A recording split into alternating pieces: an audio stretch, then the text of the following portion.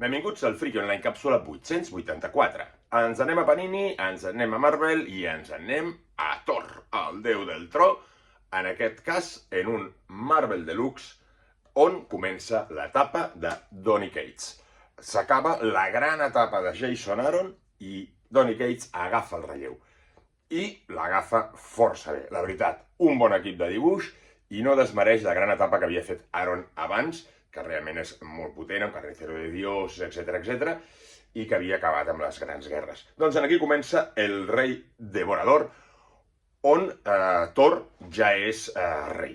Ja és rei, Odin està retirat i Thor té que regnar, cosa que no acaba de ser lo seu, no li acaba de convèncer.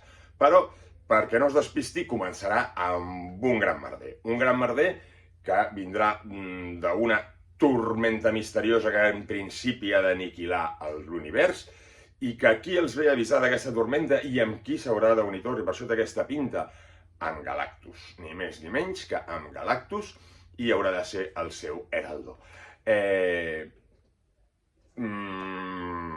Èpica i final sorpresa amb gir, i aleshores ja tenim aquesta crisi de poder de Thor. El martell cada dia li pesa més, no és que se li caigui de les mans com a l'etapa de Jason Aaron, però li pesa més metàfora de que li pesa aquesta qüestió de ser rei. Després mirarem els dibuixos de tot plegat. Equip Thor, varis conflictes interns, amb el seu germà també, etc, Loki, i decideix, que té bon rotllo ara amb Loki, decideix retirar-se uns dies a un lloc. I aquí tindrem aquesta tercera arc argumental, que serà on trobarem a Donny Blake. Donny Blake, aquest alter ego, aquest metge coix que és l'alter ego de Thor, resulta que és un ésser creat pel mateix Odin perquè Thor pogués conviure amb els humans i entendre com són, doncs viu en un món teòricament de meravella. Resulta que Donny Blake es dona compte que ell i la seva vida són una farsa, la qual cosa el fa emprenyar-se molt. I aquí serà la tercera etapa que trobarem en aquest àlbum. Els dibuixants, en principi, bàsicament Nick Klein, que ho fa molt bé, i Aaron Kuder, que és el que fa aquesta part entremig, que també té un dibuix molt xulo, més net, molt clar, no?